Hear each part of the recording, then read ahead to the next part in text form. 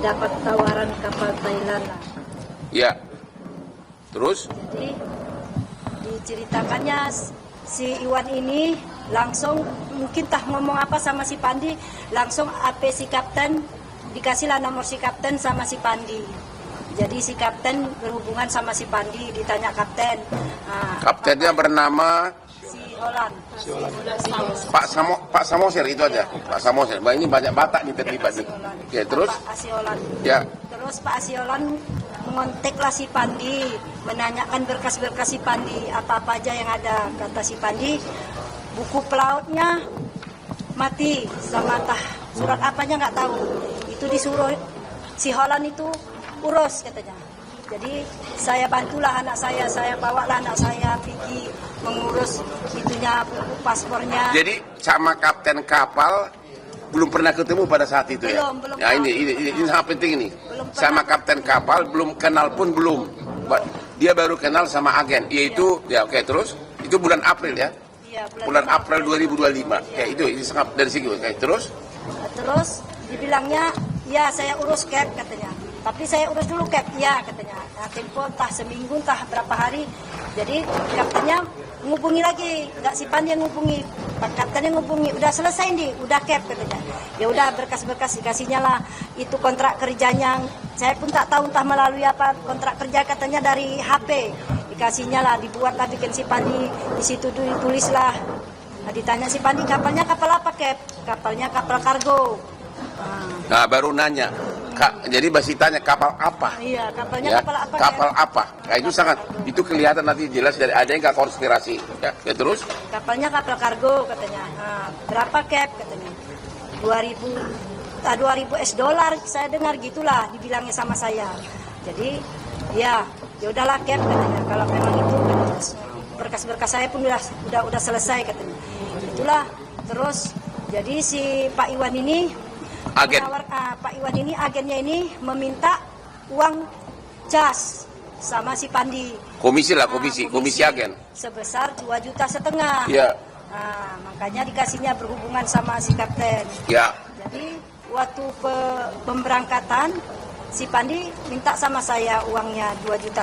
Jadi malah ibu yang banyak menalangin. Iya. Oke. Nah, jadi tapi si kapten nelpon si Pandi. Pandi, uang casnya nggak usah kasih sama si Iwan dulu, sama saya aja ngasihnya. Jadi pemberangkatan itulah dikasih si Pandi di dalam mobil.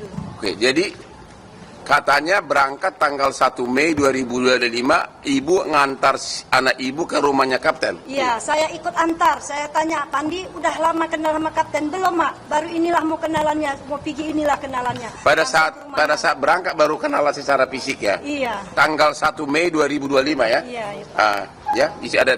Jadi ibu ngantarkan anak ibu karena mau berangkat kerja, keluar naik kapal, ibu antar si anak ibu ke rumahnya si kapten tanggal 1 Mei. Itu pertama kali ibu ketemu kapten dan itu pertama kali anak ibu ketemu kapten. Iya, saya serahkan anak saya sama kapten, saya salaman sama kapten, sama istrinya. Saya tanya kaptennya, udah lama kenalkan Pandi Cap inilah Bu, baru inilah kita kenalan.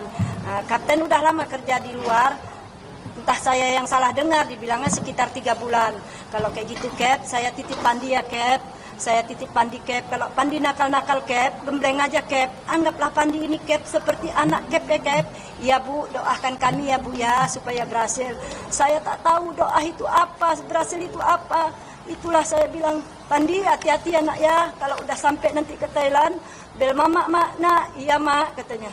Jadi surat-surat kontrak kerjanya kirim aja sama mama, kalau ada apa-apa nanti mama tahu. Ya mak, ini surat kontrak kerjanya mak ya, kalau ada apa-apa tuntut aja mak perusahaannya. Dibilangnya kayak gitu Pak. Jadi terdengarlah dia tertangkap. Kayak mana perasaan saya Pak? Oke, tanggal 1 Mei 2025 berangkatlah ke Thailand. Yang ibu antar, uang ibu antar ke depan rumah si kapten dan disitulah sekaligus perpisahan selamat jalan gitu ya. Oke, saya dari segi data kami baca semua di BAP di sini. Tanggal 2 nyampe dari Thailand itu tanggal 2 Mei sampai 12 Mei 2025 menginap dulu di hotel menunggu kapal siap ya. 2 Mei sampai 12 Mei 2025 menginap di hotel ya.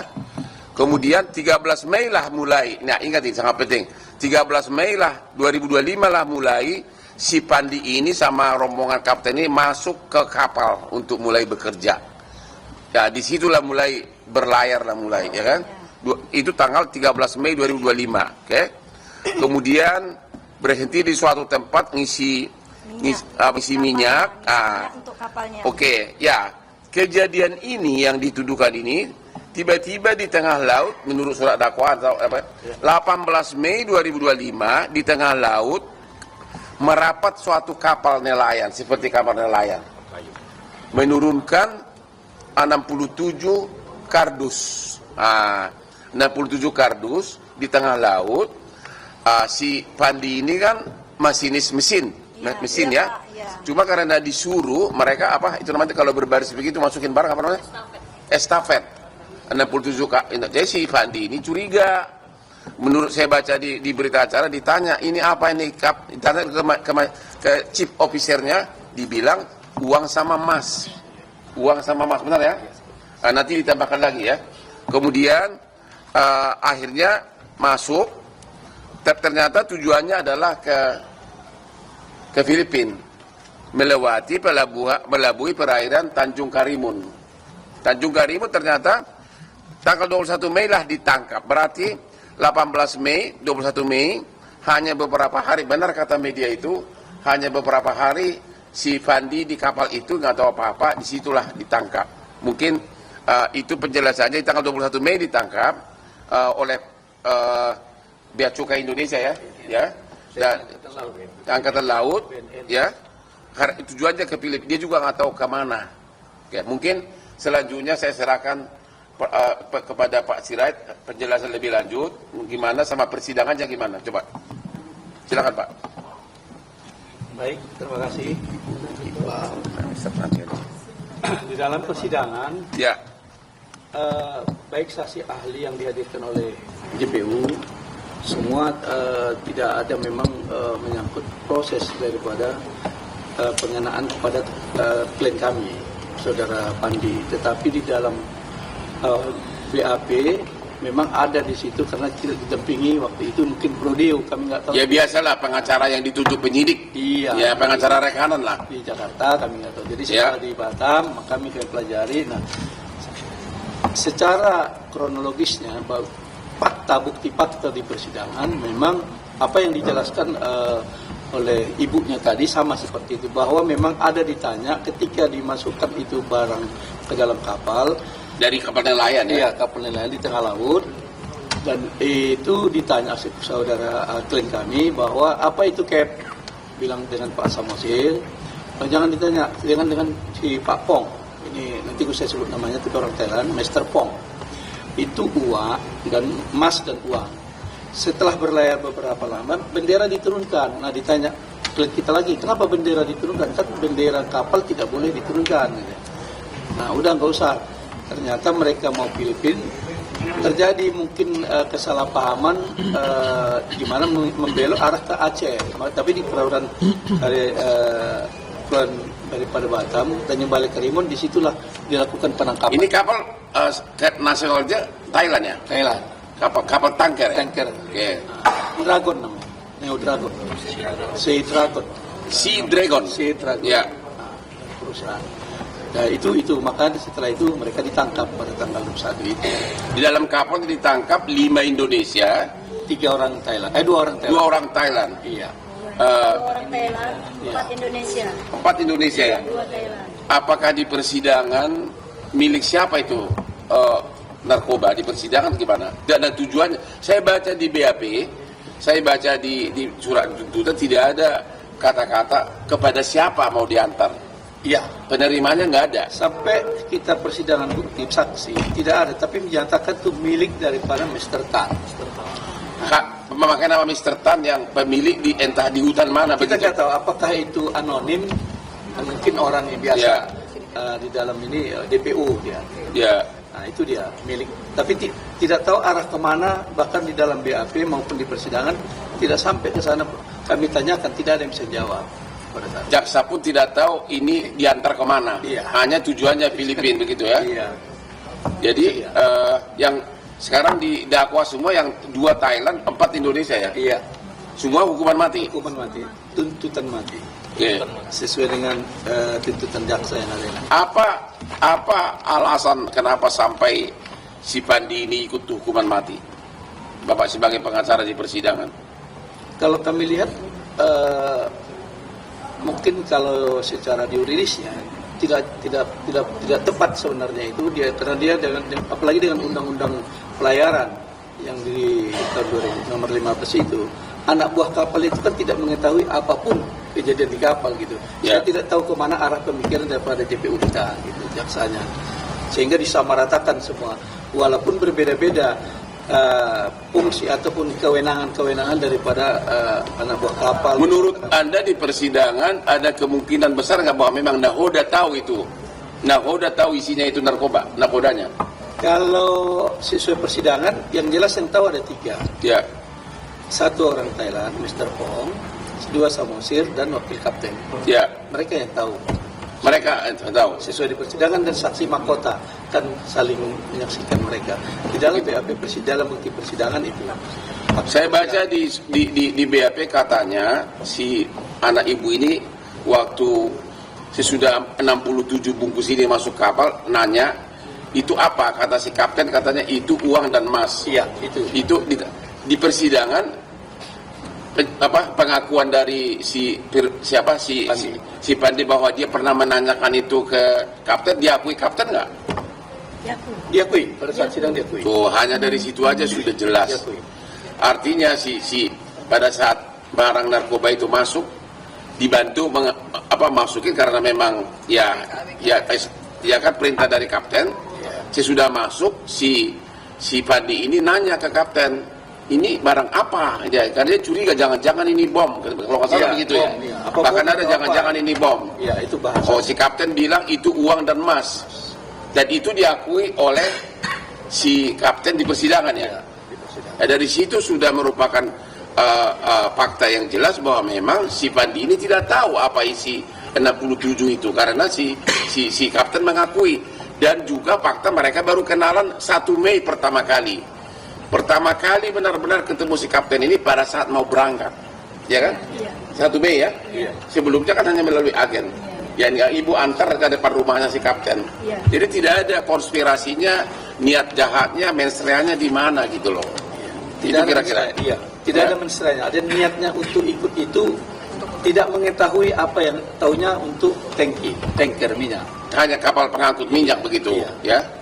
Apalagi mau ditambahkan silakan Pak dari Pak tim panitra, tim pengacara. Ada.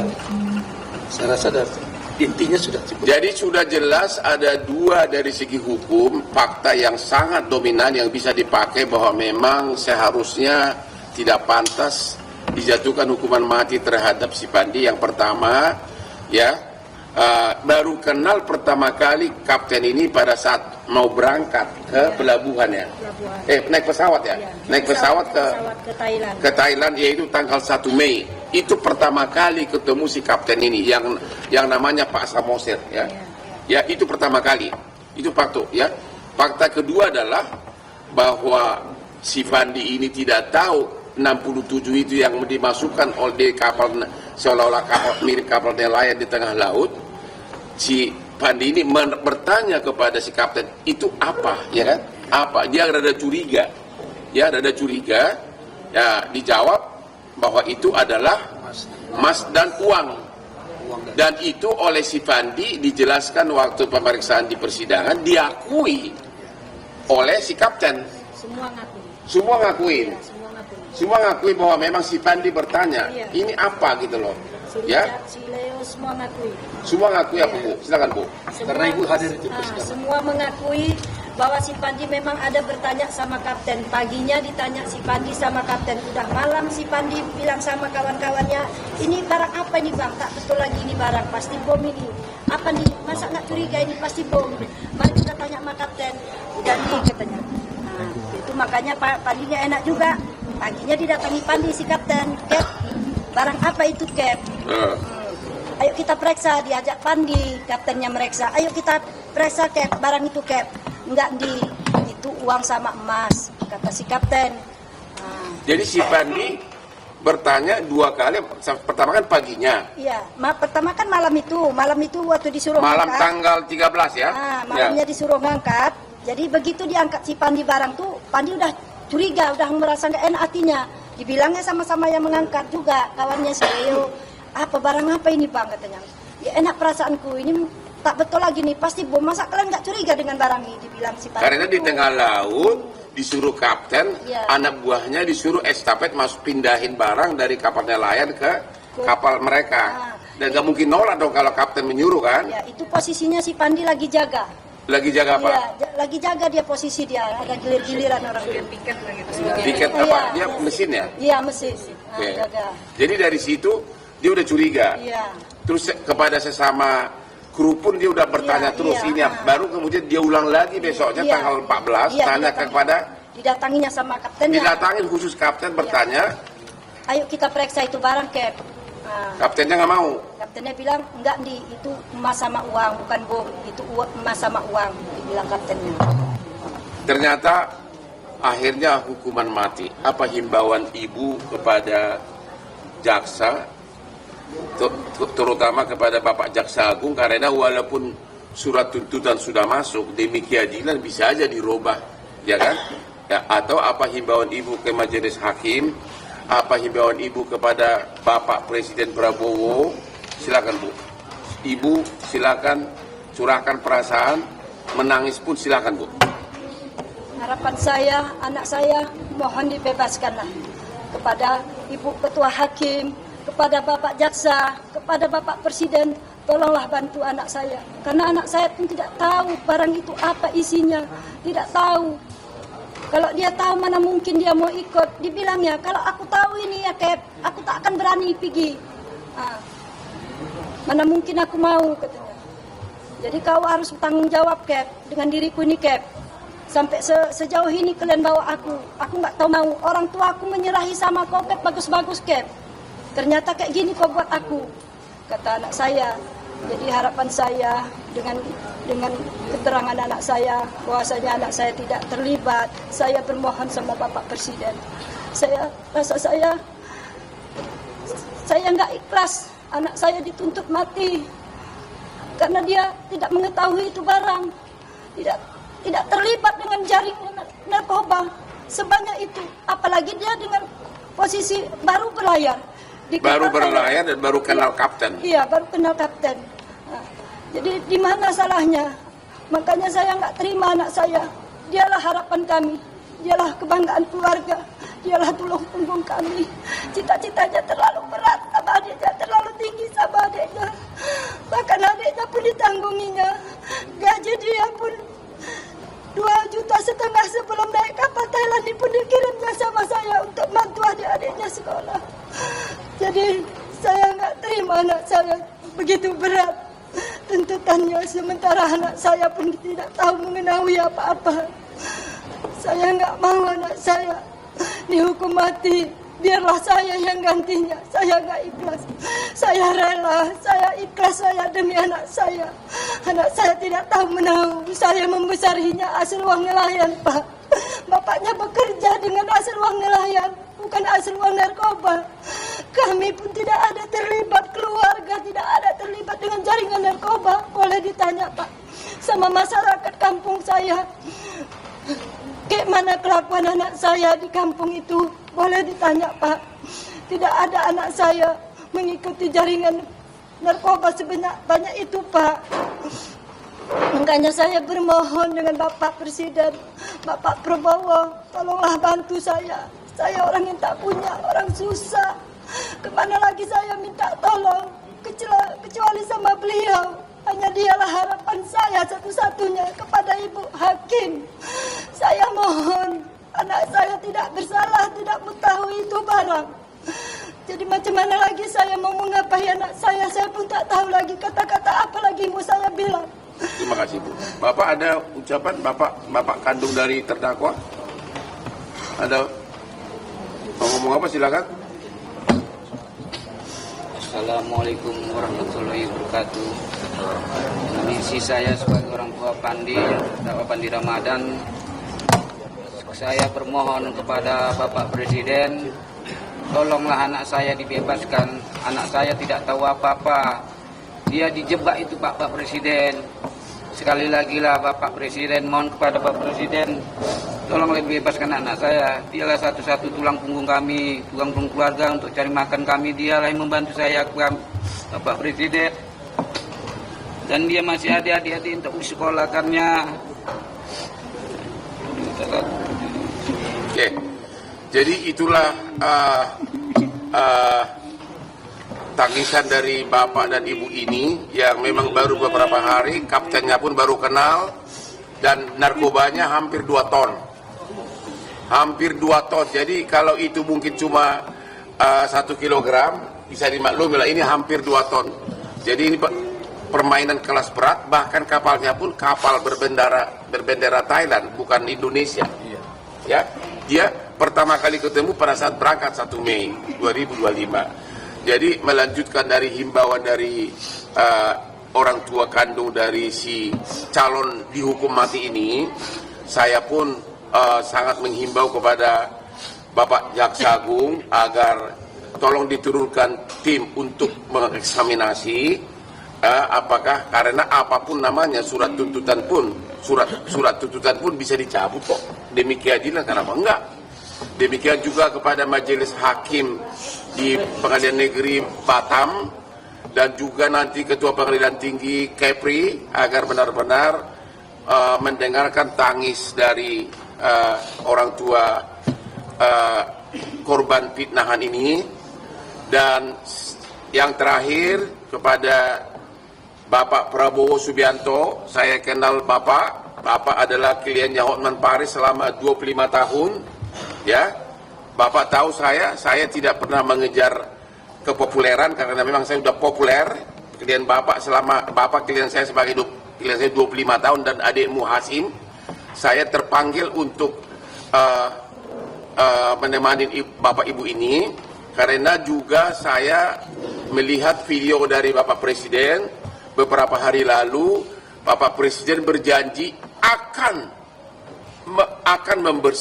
mencegah terjadinya miscarriage of justice. Itulah istilah dari Pak Prabowo, itu miscarriage of justice, artinya penyalahgunaan kewenangan untuk keadilan, kesalahan dalam penegakan keadilan. Pak Prabowo berjanji akan mencegah adanya miscarriage of justice di negeri ini, dan inilah bukti pertama.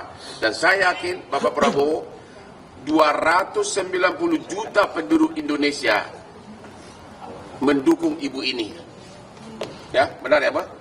290 juta penduduk Indonesia kemungkinan besar, saya yakin, ikut menghimbau kepada Bapak Prabowo agar mempergunakan kewenangannya untuk mencegah anak ibu ini masuk ke tiang gantungan. Terima kasih Bapak Prabowo. Ada pertanyaan silakan. Ya, Pak, mungkin boleh disampaikan. Siapa namanya? Namamu siapa? Gerald dari Tribun. Oke. Gerald Tribun, silakan. Ya, Bang, mungkin boleh disampaikan dalam persidangan kemarin itu yang memberatkan akhirnya Pandi ini ikut dituntut mati. Apa sih sebenarnya kalau dari fakta persidangan kemarin? Boleh disampaikan dulu?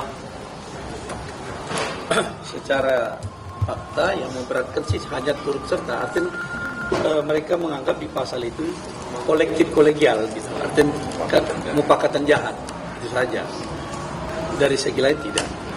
Nah, karena memang di kapal itu udah ikut seolah-olah bersama-sama, berkolaborasi untuk melakukan kejahatan itu. Itu aja sudut pandang daripada jaksa. Artinya dianggap sebagai jaringan juga gitu ya? Iya. Dan jangan heran dalam setiap dalam BAP itu sering dalam berbagai kasus terdakwa itu membuat pengakuan yang dia tidak mengerti. Ya, sering dalam berbagai kasus terdakwa itu atau tersangka itu membuat pengakuan yang dia sendiri tidak ngerti. Ya, saya melihat di dalam BAP-nya ada pengakuan udah istilah hukum. Yang saya nggak yakin Fandi ngerti itu. Pakai istilah-istilah hukum. Pakai istilah, apakah saudara melakukan permufakatan jahat? Mana ngerti seorang ABK apa itu permufakatan jahat? Itu sudah biasa itu bahwa dalam BAP seseorang akhirnya mengatakan iya sesuai dengan pertanyaan penyidik, ya itu sudah saya alami dalam ratusan kasus. Ya artinya apapun isi BAP bukan itu yang jadi patokan. Tapi dari segi ini 2 ton narkoba, ya baru kenal kapten 1 Mei 2025, berangkat 2 Mei, ya habis itu baru nginap di hotel dulu, baru tanggal 13 Mei berangkat naik kapal, 18 di tengah laut kapal yang lain masuk yang semua adalah orang Thailand, semuanya ada orang Thailand. Ini orang ngerti juga Thailand nggak kan? Kaptennya aja baru kenal. Dari situ sudah jelas bahwa secara logika hukum itu jelas-jelas tidak ada unsur, tidak terbukti unsur bahwa dia adalah pelaku. Silakan pertanyaan lagi. Ya, silakan dari mana? Saya Nancy dari online Indonesia. Coba? Indonesia News online Indonesia. Oke. Tadi Ibu Fadli mengatakan katanya kapal kargo waktu tanda tangan Pemda. Tapi kuasa hukum mengatakan kapal tanker satu. Kedua, ini rute kapal kemana Pak? Terus bendera waktu kontrak itu sign agreement-nya apa? Dari negara mana? Rutenya kapal tersebut juga kemana? Pastinya terus setahu saya Karimun ini banyak Pak penyelundupan seperti itu. Kalau untuk narkoba ini 2 ton memang besar Pak ya, tapi di sana itu banyak baik bensin, solar dan segala macam itu setahu saya dan saya pernah ke sana. Oke. Itu bagaimana kondisi untuk pemerintah menanggapi banyak penyelundupan. Oke. Sebelum dijawab, ini memang bukan penyeludupan untuk masuk ke Indonesia yang saya baca. Ini tujuannya saya baca dari Thailand ke Filipina. Cuma hanya lewat doang Tanjung Karimun. Jadi bukan untuk konsumsi Indonesia. Silakan pertanyaan lain, jawaban lain. Jadi begini, memang di kontrak itu tidak kapal itu, tapi diajak kapten itu langsung ke kapal itu itu ada yang muatan itu. Jadi perusahaan Sea Dragon ini banyak kapalnya. Kalau saya lihat di situ banyak. Jadi mungkin saat kapal yang belum siap ini dialihkan dulu kerja ke kapal yang itu dia. Itu kan BAP-nya juga begitu. Hasil keterangan dari orang dari Mr. Pong dari Thailand. Kepercayaannya di kapal itu. Ya kapten Samosir. Tapi di sepanjang Karimun dan ke Pulau Kepri, Mas Kepri itu banyak Pak. Kenapa tidak ditanggapi, tidak ditindaklanjuti atau oleh pemerintah? Ya, gini loh, Karimun itu nggak ada kaitan dengan kita, karena ini memang kapal berbendera Thailand, tujuannya mau ke Filipina cuma lewat doang. Jadi nggak ada kaitannya dengan tindak pidana di Karimun segala macam. Memang tujuannya bukan ke Indonesia, ya itu kira-kira. Ya, cuma lewat doang ya sial ketangkap. Yang lain? Bapak. Dari mana? Dari Raja Petro, media online Pak. Saya Labora menanyakan mengenai pengacara apa yang akan dilakukan ke depan untuk peradilan ke depan dari pengacara sendiri mendampingi klien Bapak dan Pak Wapran juga. Itu pertama. Kedua, ini Pandi tamat dari Akademi Pelayaran untuk Aceh Bu. Iya. Bisa disebutkan nggak namanya? Ya Bu, itu aja sudah.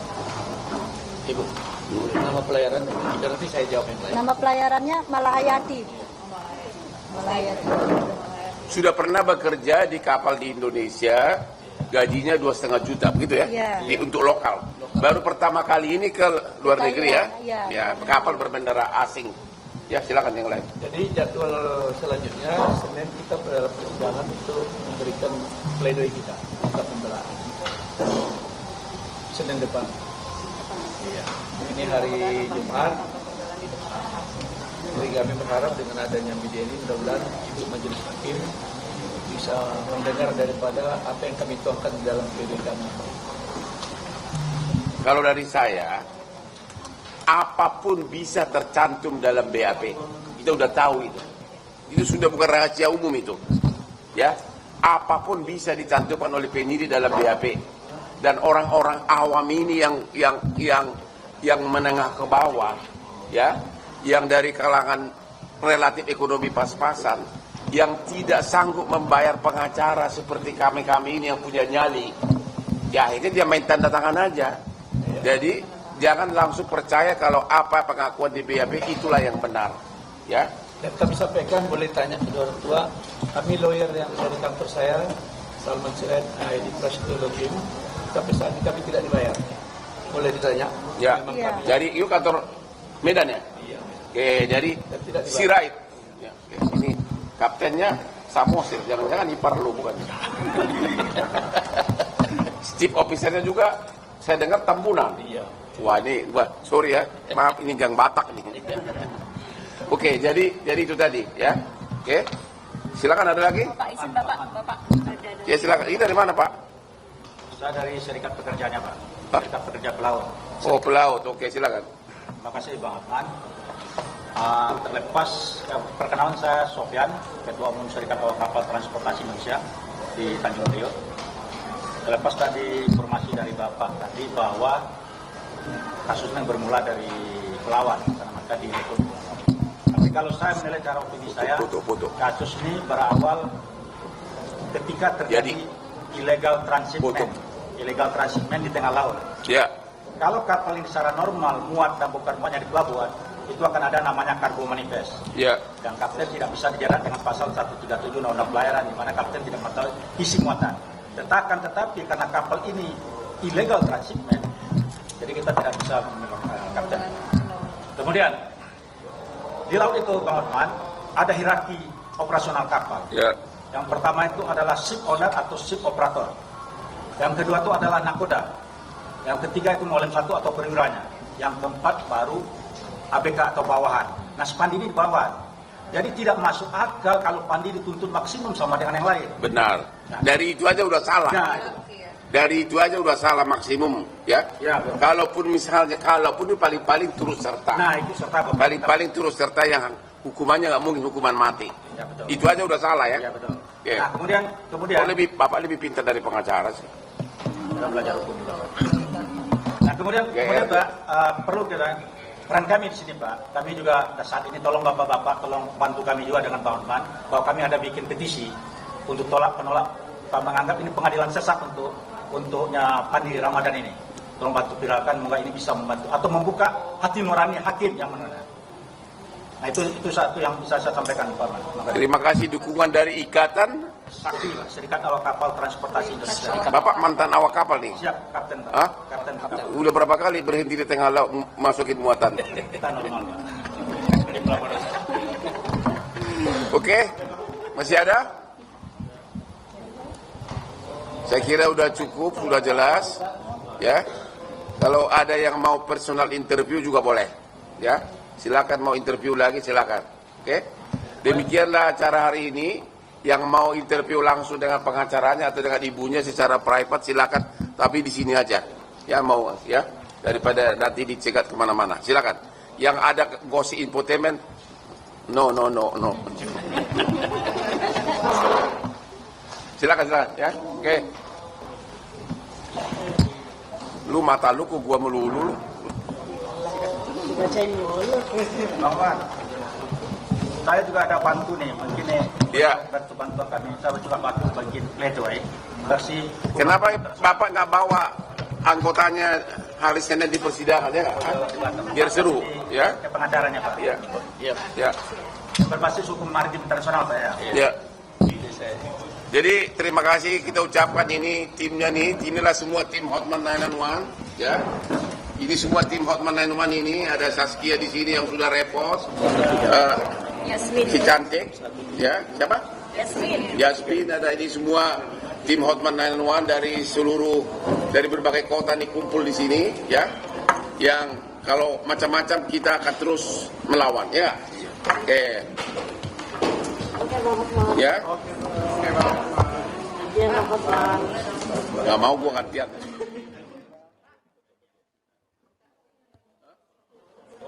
Apa? Apa? Mau konsultasi pribadi. Lu nanya gua atau nanya siapa sih? Ya silakan ya.